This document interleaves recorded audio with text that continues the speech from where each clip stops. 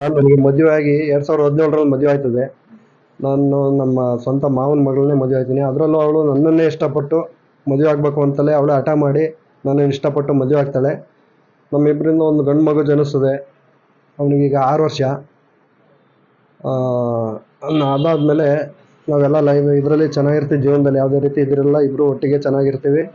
ಹಿಂಗೆ ಲೈಫಲ್ಲಿ ಇದು ಮಾಡ್ಕೊಂಡು ಸ್ಕೂಲ್ ಇದ್ದಾವೆ, ನಾನು ಜಮೀನು ಕೆಲಸ ಮಾಡೋದು, ಟ್ರ್ಯಾಕ್ಟರ್ ಇದೆ, ನಾವು ಮನೆ ಹತ್ರ ಇದ್ದೀವಿ. ಅವಳು ಚೆನ್ನಾಗಿದ್ದು ಸರ್. ತಿಂಗಳಿಗೆ ನಮ್ದು 80ರಿಂದ 1 ಲಕ್ಷ ಬರುತ್ತೆ ಸರ್. ಎಲ್ಲ ಅವಳ ಅಕೌಂಟಿಗೆ ಬರುತ್ತೆ. ಅವಳಿಂದಲೇ ನನಗೆ ಎಷ್ಟು ಬೇಕಷ್ಟು ನಾನು ತಗೊಳ್ಳಿವಿ. ಅವಳ ಅಕೌಂಟಿಗೆ ಎಲ್ಲ ಅವಳ ಅಕೌಂಟನೇ ಇರ್ತಿತ್ತು. ಹಾಲಾಗ್ತಿದ್ದು ಸರ್ 40-45 ಆಗ್ತೀವಿ ಸರ್ ಒಂದು ಟೈಮಿಗೆ. 90 ಲೀಟ್ರ್ವರೆಗೂ ಒಂದು ದಿನಕ್ಕೆ ಆಗ್ತೀವಿ ಸರ್. ಸ್ಕೂಲ್ ಇದ್ದಾವೆ, ಎಲ್ಲ ಇದ್ದಾವೆ. ಸಂಸಾರಕ್ಕೆ ಯಾವುದೇ ರೀತಿ ತೊಂದರೆ ಇಲ್ಲ ಸರ್. ಸ್ವಂತ ಮಾವನ ಮಗಳಯ್ಯ, ಚೆನ್ನಾಗಿ ನೋಡ್ಕೋಬೇಕು ಅಂತಲೇ ಹಠ ಮಾಡ್ಕೊಂಡು ಅವಳು ನನ್ನಾದ್ಲು, ನಾನು ಆಯ್ತು ಹಿಂಗೆ ಹಾಗೆ ಆಯ್ತು ಚೆನ್ನಾಗಿರೋಣ ಅಂತ. ಇದಕ್ಕೂ ಮುಂಚೆ ಮದುವೆ ಆದ ಫಸ್ಟ್ ಒಂದು ವಾರದಲ್ಲೇ ಇವಳು ಒಂದು ಕೆಲಸ ಮಾಡಿದ್ಲು, ಏನೋ ಮೆಸೇಜ್ ಏನೋ ಮಾಡ್ತಿದ್ಲು, ಅದು ನನಗೆ ಗೊತ್ತಾಗ್ಬಿಡ್ತು. ಅವಾಗ ಏನು ಮಾಡಿದೆ, ನಾನು ಮೊಬೈಲ್ನ ಹೊಡೆದಾಕ್ಬಿಟ್ಟು ಯಾರು ಇವನು ಅವನಿಗೆಲ್ಲ ಫೋನ್ ಮಾಡಿ ಎಲ್ಲ ಇದು ಮಾಡಿದೆ. ಸರಿ, ಅದು ಮಿಸ್ ಆಯ್ತು, ತಪ್ಪಾಯ್ತು, ಹಂಗೆ ಹಿಂಗೆ ಅಂತ ಅಂದು ಅವ್ರ ತಂದೆನೂ ಕೂಡ ಅವರಿಗೆ ಹೊಡೆದಿದ್ದಾರೆ. ಅವಾಗ ಆಯ್ತು, ಅವಾಗಲಿಂದ ಇನ್ಮೇಲಾದ್ರು ಕರೆಕ್ಟಾಗಿರೋ ಅಂದ್ಬಿಟ್ಟು ನಾನೇ ಸಪ್ರೇಟ್ ಒಂದು ಬೇರೆ ಸಿಮ್ ತಗೊಂಡು ಯಾವ್ದಾದ್ರು ಸೋಷಿಯಲ್ ಮೀಡಿಯಾದಲ್ಲಿ ಬೇರೆ ಕನೆಕ್ಟ್ ಮಾಡಿ ಏನೋ ಮಾಡ್ತಾರೆ ಅಂದ್ಬಿಟ್ಟು ಬೇರೆ ಸಿಮ್ ತಗೊಂಡು ವಾಟ್ಸಪ್ ಏನೂ ಯೂಸ್ ಮಾಡಬಾರ್ದು ಅಂತ ಕಂಡೀಷನ್ ಹಾಕಿ ಜೊತೆಲಿ ಚೆನ್ನಾಗಿರ್ತೀವಿ. ಚೆನ್ನಾಗಿದ್ದು 2026ವರೆಗೂ ಚೆನ್ನಾಗಿರ್ತೀವಿ ಸರ್. ಈಗ ಒಂದು 15 ಡೇಸಲ್ಲಿ ಈ ಥರ ಮೋಸ ಮಾಡೋಗಿದ್ದಾಳೆ. ಯಾವ ಥರ ಅಂದರೆ, ಗುರುವಾರ ಹಾಸ್ಪಿಟ್ಲಿಗೆ ಹೋಗ್ತೀನಿ ಅಂತ ಹೋಗಿದ್ಲು ಸರ್. 2ನೇ ತಾರೀಕು ಗುರುವಾರ. ಅದಕ್ಕೂ ಮುಂಚೆ ಅವಳಿಗೆ ಸ್ವಲ್ಪ ಲೋ BP ಇದಿದೆ ಅಂತ, ಬಿಳಿ ರಕ್ತ ಕಣ ಕಮ್ಮಿ ಇದೆ ಅಂತ ಭಾಳ ವೀಕ್ ಆಗಿದ್ಲು. ಹಂಗಾಗಿ ನಾನು ಟ್ರೀಟ್ಮೆಂಟ್ ಕೊಡ್ಸೋಣ ಅಂತ ಹಾಸ್ಪಿಟ್ಲಿಗೆಲ್ಲ ಅದೆಲ್ಲ ರಿಪೋರ್ಟ್ಸ್ ಇದ್ದಾವೆ. ಅದಾದಮೇಲೆ ಈ ಥರ 2ನೇ ತಾರೀಕು ಹಾಸ್ಪಿಟ್ಲಿಗೆ ಹೋಗ್ತೇನೆ, ಸರಿ ಹೋಗು ಅಂತ ಕಳಿಸ್ತೀನಿ. ಅದಾದಮೇಲೆ ಅಲ್ಲಿಂದ ಹೋಗ್ಬಿಟ್ಟು ಅವಳು ಟ್ರೀಟ್ಮೆಂಟ್ ಎಲ್ಲ ಅಂತ ಆತಾಳೆ. ಸ್ವಲ್ಪ ಲೇಟ್ ಆಯಿತು ಬರೋದು, ಫ್ರೆಂಡ್ ಮೇಲೆ ಉಳ್ಕೊತೀನಿ ಅಂತ ಬೇರೆ ಫ್ರೆಂಡ್ ಹೆಸರು ಉಪಯೋಗಿಸೋಳು. ಅವಳು ನನಗೆ ಗೊತ್ತಿರಲ್ಲ. ಆದರೆ ಅವಳು ಇಲ್ಲಿ ಎಂಟ್ರಿ ಇಲ್ಲ. ಅವಳು ಬದಲಿಗೆ ಅವಳ ಹೆಸರು ಮಾತ್ರ ಬೇರೆ ಎಂಟ್ರಿ ಇದ್ರಾಳೆ. ಫೋನ್ ಬೇರೆ ಮಾಡ್ತಾರೆ. ಫೋನು ನಾನು ಇವಳಿಗೆ ಮಾಡಿದಾಗ ಅವಳು ಕೈಲಿ ಕೊಡೋದು. ನಾನು ಮನುಜ ಅಂತ ಅವಳು ಮಾತಾಡ್ತಾಳೆ.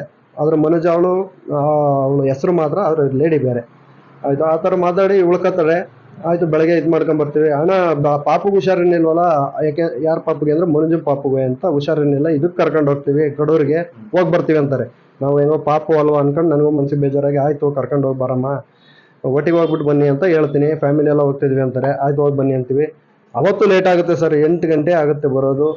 ಆದ್ರೂ ಮನೆಗೆ ಬರಲ್ಲ. ಹಿಂಗೆ 8 ಗಂಟೆ ಆಯ್ತು, ಈಗೆಲ್ಲಿ ಬರೋಕೆ ಹೋಗಲಿಲ್ಲ, ಇಲ್ಲ ಎಲ್ಲ ಬಂದು ನೈಟ್ ಹೊತ್ತು ಬರೋಕ್ಕಾಗಲ್ಲ ಅಂತಾಳೆ. ಸರಿ, ಬೆಳಗ್ಗೆ ನೀವು ಹೋಗ್ಬಿಟ್ಟು ಟ್ರೀಟ್ಮೆಂಟ್ ಎಲ್ಲ ಮುಗಿಸ್ಕೊಂಡು ಬೇಗ ಬರ್ಬೇಕು, ಇಲ್ಲಿ ಕೆಲಸಗಳವೆ, ನನಗೆ ಇಲ್ಲಿ ತಿಂಡಿ ಯಾರು ಮಾಡ್ಕೊಡೋರು, ಹಂಗೆ ಹಿಂಗೆ ಅಂತ ಹೇಳ್ತೀನಿ. ಪಾಪನ ಯಾರು ನೋಡ್ಕೊಳ್ಳೋರು ಅಂತೀನಿ. ಸರಿ ಆಯಿತು ಅಂತಾಳೆ. 3 ಗಂಟೆಲಿ ಫೋನ್ ಮಾಡ್ತೀನಿ, ಹಾಸ್ಪಿಟ್ಲಲ್ಲಿ ಇದ್ದೀನಿ, ಇನ್ನೇನು ಒಂದು ಸ್ಕ್ಯಾನಿಂಗ್ ಆಗಬೇಕು ಅಂತ ಮಾತಾಡ್ತಾಳೆ. ಆಮೇಲೆ ಸ್ಕ್ಯಾನಿಂಗ್ ಆಗಬೇಕು ಅಂತ ಮಾತಾಡೋದು 3:22ಕ್ಕೆ ಲಾಸ್ಟ್ ಫೋನ್ ಮಾಡ್ತೀನಿ. ಬರ್ತೀವಿ, ಏನು ಮಾಡ್ತೀವಿ, ಇಲ್ಲಾಂದ್ರೆ ಅಲ್ಲೇ ಸಾಯ್ಬೇಕು ಅಷ್ಟೇ, ಯಾರು ತಿಂಡಿ ಮಾಡ್ಕೊಡೋರು ಯಾರು, ಊಟ ಮಾಡ್ಕೊಡೋರು ಯಾರು ಅಂತ ಬೈತೀನಿ ಸರ್. ಆಮೇಲೆ ಅವಳು ಫೋನ್ ಇದು ಮಾಡಿದಳು, ಇನ್ನು ಫೋನೇ ಮಾಡಲ್ಲ. ಇಲ್ಲ, ಆನಲ್ಲೇ ಇರುತ್ತೆ, ಫೋನೇ ಎತ್ತಲ್ಲ. ಅದು ಗುರುವಾರ ಅಲ್ಲಿಂದ ಬಂದು ಶುಕ್ರವಾರ, ಶನಿವಾರ ಸರ್. ಶನಿವಾರ ಫೋನ್ ಮಾಡಿದಾಗ ಹಿಂಗೆ ಇದು ಮಾಡ್ತೀನಿ. ಆಮೇಲೆ ನನಗೆ ಡೌಟ್ ಬಂದು 6:30-7 ಗಂಟೆಲಿ ನರ್ಸಿಂಗ್ ಹೋಮಿಗೆ ಫೋನ್ ಮಾಡ್ತೀನಿ. ನರ್ಸಿಂಗ್ ಹೋಮಿಗೆ ಫೋನ್ ಮಾಡಿದಾಗ ಅವರು ಟ್ರೀಟ್ಮೆಂಟ್ ತಗೊಂಡು ಹೋಗಿದ್ದಾರೆ ಅಂತ ಹೇಳ್ತಾರೆ. ಅವಾಗ ಇವಳು ಏನಾದ್ರು ತಲೆ ಸುತ್ತ ಬಂದು ಬಿದ್ಲಾ ಹಾಗೆ ಹೀಗೆ ಅಂದ್ಬಿಟ್ಟು ನಾನು ಎಲ್ಲ ಹಾಸನದಲ್ಲ ಫ್ರೆಂಡು ನಾವೆಲ್ಲ ಹುಡುಕ್ತೀವಿ ಏನಾದ್ರು ತಲೆ, ಯಾಕೆಂದ್ರೆ ಈ ಥರ ಲೋ BP ಇತ್ತು, ಹಿಂಗೆ ಇದಕ್ಕೋಸ್ಕರ ಏನಾದ್ರು ತಲೆ ಸುತ್ತ ಬಂದ್ಲಾ ಅಂದ್ಬಿಟ್ಟು ನನಗೂ ಬೇಜಾರಾಗಿ ಹುಡುಕ್ತೀನಿ ಎಲ್ಲ ತಲುವೆ. ಅವರೂ ಸಿಗಲ್ಲ. ಆಮೇಲೆ ಎಲ್ಲ ಫ್ರೆಂಡ್ಸಿಗೆಲ್ಲ ಹೇಳ್ತೀನಿ, ಹೆಂಗೋ ಅವ್ನ ನಂಬರ ಇದು ಮಾಡೋಣ, ಟ್ರ್ಯಾಕ್ ಮಾಡೋಣ, ಎಲ್ಲಿ ಲೊಕೇಶನ್ ಎಲ್ಲ ಇದು ಮಾಡೋಣ ಅಂತ ಅವ್ರು ಹೇಳ್ತಾರೆ. ಬೆಳಗ್ಗೆ 8:30 ನಮಗೆ ಲೊಕೇಶನ್ ಸಿಗುತ್ತೆ. ಅವಾಗ ಇಂಥದ್ದು ಇದ್ದಾಳೆ. ಇಲ್ಲಿ ಶಂಕದ ಹತ್ರ ಉದ್ದೂರು ಏನೋ ಹೆಸರು ಬರುತ್ತೆ, ಉದ್ದೂರು ಹೊಸಳ್ಳಿ ಅಂತ, ಅಲ್ಲಿ ಬರುತ್ತೆ ಲೊಕೇಶನ್. ಅವಾಗ ಅದು ಬರೋದು ಯಾವಾಗ ಅಂದ್ರೆ, ನಾವು ಡಿಸೈಡ್ ತಗೊಂಡು ಪೊಲೀಸ್ನವ್ರಿಗೆ ಕಂಪ್ಲೇಂಟ್ ಕೊಡೋಣ ಅಂತ ಹೋಗ್ತಾ ಇರ್ತೀವಿ ಸರ್. ಅವಾಗ ಲೊಕೇಶನ್ ಬಂದಿರುತ್ತೆ. ಅದೇ ಟೈಮಿಗೆ ನನಗೆ ಒಂದು ಮೆಸೇಜು ಬರುತ್ತೆ ವಾಟ್ಸಪ್ಪಲ್ಲಿ. ಯಾರ ಫೋನಿಂದ? ಇವಳು ಫೋನಿಂದಲೇ, ನಮ್ಮ ಮಿಸ್ಸಸ್ ಫೋನಿಂದಲೇ ಮೆಸೇಜ್ ಬರುತ್ತೆ. ನೀನಾದ್ರೂ ನನಗೆ ಇಷ್ಟ ಇಲ್ಲ, ನಿನ್ನ ಜೊತೆ ಬಾಳಕ್ಕೆ ಇಷ್ಟ ಇಲ್ಲ ಅಂತ. ನಾನು ಅವಾಗ ಶಾಕ್ ಆಗೋಗ್ಬಿಡ್ತೀನಿ ಸರ್. ಯಾಕೆಂದ್ರೆ 9 ವರ್ಷ ಅವಳ ಜೊತೆ ಸಂಸಾರ ಮಾಡಿದ್ದೀನಿ. ಆವಾಗ ನನಗೆ ಶಾಕ್ ಆಗ್ಬಿಡ್ತು, ಯಾಕೆ ಈ ರೀತಿ ಅಂದ್ಬಿಟ್ಲು ಅಂತ ನನಗೆ ಶಾಕ್ ಆಗೋಯ್ತು ಸರ್. ಯಾಕೆಂದ್ರೆ ಇದುವರೆಗೂ ಅವಳ ಮೇಲೆ ಒಂದು ಡೌಟ್ ಪಟ್ಟಿಲ್ಲ. ಆ ಥರ ನನ್ನ ಜೊತೆ ಇದ್ಲು, ಮಾನಸಿಕವಾಗ್ಲಿ ದೈಹಿಕವಾಗ್ಲಿ ಎಲ್ಲಾ ರೀತಿನೂ ಚೆನ್ನಾಗಿದ್ಲು. ನಿಮಗೂ ಏನು ಡೌಟ್ ಇರಲಿಲ್ಲ? ನನಗೂ ಡೌಟ್ ಇರಲಿಲ್ಲ ಅವ್ರ ಬಗ್ಗೆ. ಯಾಕೆಂದ್ರೆ ಆ ಥರ ಇದ್ಲು ಜೊತೆಲೆ, ಈ ಮಲಗೋದು ಜೊತೆಲೆ, ಎಲ್ಲ ಒಟ್ಟಿಗೆ ಪಾಪು ನಾನು ಅವರೆಲ್ಲ ಒಟ್ಟಿಗೆ ಮಲಗಿದ್ದು, ಎಲ್ಲ ಜೊತೆಲೆ ಚೆನ್ನಾಗೇ ಇದ್ದು. ಅವಾಗ ಶಾಕ್ ಆಯ್ತು ಸರ್. ಆಮೇಲೆ ಏನು ಮಾಡಿದೆ, ಈ ಕಂಪ್ಲೇಂಟ್ ಕೊಟ್ಟರು ಸರ್, ಅಲ್ಲಿ ಇವಳು ಈ ಥರ ಅಂತ ಅವಳ ನೋಡೋಣ ಎಲ್ಲ ಇದ್ದಾಳೆ ಕೇಳಬಿಡೋಣ ಅಂದ್ಬಿಟ್ಟು ಇದು ಮಾಡ್ತೀನಿ ಸರ್. ಕಾಲ್ ಪಿಕ್ ಮಾಡಲ್ಲ. ಮತ್ತೆ ವಾಟ್ಸಪ್ಪಲ್ಲೇ ಕಾಲ್ ವಾಯ್ಸ್ ಇದು ಮಾಡ್ತಾನೆ ಸರ್. ಅವೆಲ್ಲ ರೆಕಾರ್ಡ್ಸ್ ಇದೆ, ಕಳಿಸ್ತೀನಿ, ನಿಮ್ಮ ಹತ್ರನೂ ಇದೆ, ಕಳಿಸ್ತೀನಿ. ಅದಾಯಿತು. ಅದಾದಮೇಲೆ ನಾವು ಲೊಕೇಶನ್ ಹುಡ್ಕೊಂಡು ಬರ್ತೀವಿ ಸರ್, ಇಲ್ಲಿ ಕುಪ್ಪಳ್ಳಿ ಅಂತ, ಶಂಗ ಉದ್ದೂರು ಹತ್ರ. ಅಲ್ಲಿಗೆ ಬಂದಾಗ ಹುಡುಕ್ತೀವಿ ಸರ್. ಎಲ್ಲ ನಮ್ಮ ಆಂಟಿ, ನಮ್ಮ ಅಮ್ಮ, ನಮ್ಮ ಮಾವ, ಹುಡುಗಿ ತಂದೆ ಅವರು ಹುಡುಕ್ತಾರೆ, ಎಲ್ಲ ಹುಡುಕ್ತೀವಿ. ಪಾಪನೂ ಕರ್ಕೊಂಬಂದಿರ್ತೀನಿ. ಅವಾಗೊಂದು ನೀನು ಅವಳು ಅಲ್ಲಿವರೆಗೂ ಬೆಂಗಳೂರಲ್ಲಿ ಇದ್ದೀನಿ, ನಾನು ಬೆಂಗಳೂರಲ್ಲಿ ಇದ್ದೀನಿ, ನಾಳೆ ಬಂದು ಗೌರವ ಸ್ಟೇಷನಲ್ಲಿ ಮಾತಾಡ್ತೀನಿ ಅಂತ ಹೇಳ್ತಿರ್ತಾಳೆ. ಅವಾಗ ನಾನಿದ್ದನು ಈ ಪಾಪನ್ನ ಇಲ್ಲೇ ಬಿಟ್ಟು ಹೋಗ್ತೀನಿ, ನೀನು ಬಂದ್ರೆ ಸರಿ, ನೀನು ಬಂದು ಇರೋ ಲೊಕೇಶನ್ ಎಲ್ಲ ನನಗೆ ಗೊತ್ತು, ಹಂಗೆ ಹಿಂಗೆ ಅಂತ ಪಾಪನ ಕೈಲೂ ಮಾತಾಡ್ತೀನಿ ಸರ್. ಅದು ಆಡಿಯೋ ಇದೆ, ಅವನು ಮಾತಾಡ್ತಾನೆ. ನಾವು ಇಬ್ಬರಿಗೂ ಬೇಡವಾ, ನೀನು ಬಾರಮ್ಮ ಕರ್ಕೊ ಹೋಗು ಅಂತ ಎಲ್ಲ ಮಾತಾಡ್ತಾನೆ ಸರ್. ಆದರೂ ಅವಳು ಮನ್ಸು ಕರಗಲ್ಲ. ಅದಾದ್ಮೇಲೆ ಅವಳು ಏನು ಮಾಡ್ತಾಳೆ, ನೀವು ಸೀದಾ ರೂರಲ್ ಸ್ಟೇಷನಿಗೆ ಬನ್ನಿ ಅಂತ ಕಾಲ್ ಮಾಡ್ತಾರೆ. ಅಲ್ಲಿ ಒಬ್ರು ಲಾಯರ್ನ ಬುಕ್ ಮಾಡ್ಕೊಂಡ್ ಬಂದಿರ್ತಾರೆ ಸರ್. ಅವರು ಲಾಯರ್ನ ಬುಕ್ ಮಾಡ್ಕೊಂಡು ಅಲ್ಲಿ ಕರ್ಕೊಂಬಂದಿದ್ದಾರೆ. ಆಮೇಲೆ ರೂರಲ್ ಸ್ಟೇಷನ್ ಎಲ್ಲಾ ರೀತಿನೂ ಇನ್ಸ್ಪೆಕ್ಟರ್ ಸಮೇತ ಹೇಳ್ತಾರೆ, ಹೋಗಮ್ಮ, ಇಂಥ ಗಂಡನ ಯಾಕೆ ಬಿಡ್ತೀಯಾ, ಪಾಪ ನೋಡಿ ಚಿನ್ನಂಗಿದೆ, ಹೋಗು ಅಂತಲೂ ಹೇಳ್ತಾರೆ. ಆದ್ರೂ ಅವಳು ಮನಸ್ಸು ಕರಗಲ್ಲ ಸರ್. ಆದ್ರೂ ಕೂತಿರ್ತಾಳೆ. ಆಮೇಲೆ ಸಪ್ರೇಟ್ ಕರ್ಕೊಂಡು ಹೋಗಿ ಮಾತಾಡಿ ಅಂತಾರೆ. ನಮ್ಮ ಫ್ರೆಂಡ್, ಅವಳು ಫ್ರೆಂಡ್ನೇ ಕಳಿಸ್ತೀನಿ ಸರ್. ಅವಳು ಇನ್ನೇನು ಬಾಯಿ ಬಿಡಿಸಿ ಏನಾರು ತೊಂದರೆ, ಯಾರು ಈ ಥರ ಇದೆಯಾ, ಬ್ಲಾಕ್ ಮೇಲ್ ಏನಾರು ಮಾಡ್ತಾರೋ ಅಂತ ಎಲ್ಲ ಕೇಳ್ತಾ ಇರ್ತಾಳೆ. ಅಷ್ಟೊತ್ತಿಗೆ ಅವಳು ಏನೋ ಮಾತಾಡ್ಬೇಕು. ಅಷ್ಟೊತ್ತಿಗೆ ಲಾಯರ್ ಬಂದು ಮತ್ತೆ ಕರೀತಾರೆ, ಬಾರಮ್ಮ, ನೀನು ಎಷ್ಟು ಚರ್ಚೆ ಮಾಡ್ತೀವಿ, ಎಷ್ಟೊತ್ತಿದ್ರು ಅದೇ ಬಾರಮ್ಮ ಅಂತ. ಅವರು ಮೋಸ್ಟ್ಲಿ ಅವರು ಈ ಥರ ಇದು ಇನ್ವಾಲ್ವ್ ಆಗಿದ್ದಾರೆ. ಹಂಗೆಲ್ಲ ಮಾಡಿದ್ಮೇಲೆ ಇನ್ಸ್ಪೆಕ್ಟರ್ ಇದಾಗಲ್ಲ, ನಿಮ್ಮ ಸ್ಟೇಷನ್ಗೆ ಕರ್ಕೊಂಡು ಹೋಗಿ, ಗೌರವ ಸ್ಟೇಷನ್ಗೆ ಹೋಗಿ ಅಂತಾರೆ.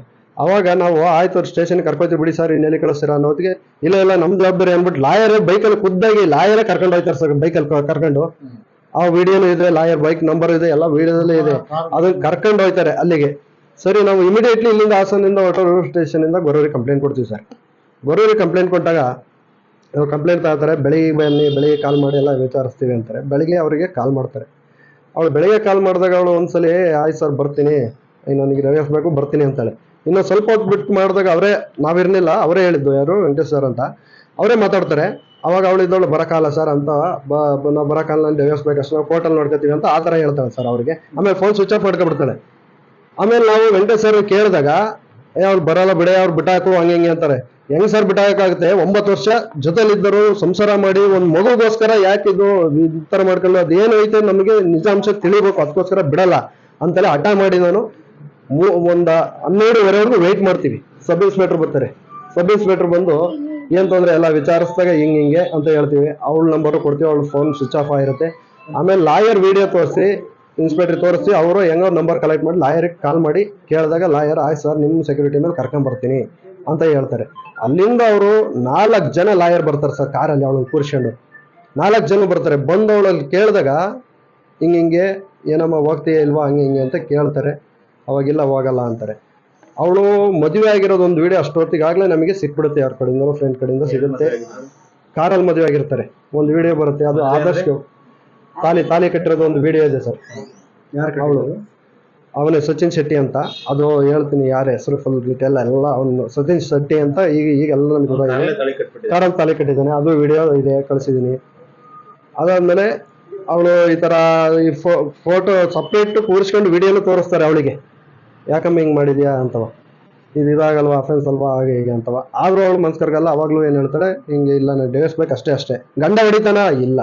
ಏನು ಹೇಳಲ್ಲ. ಗಂಡ ಏನಾದ್ರು ಡಿಸ್ ಮಾಡ್ಕೊಂಡು ಹೊಡಿತಾನ? ಇಲ್ಲ.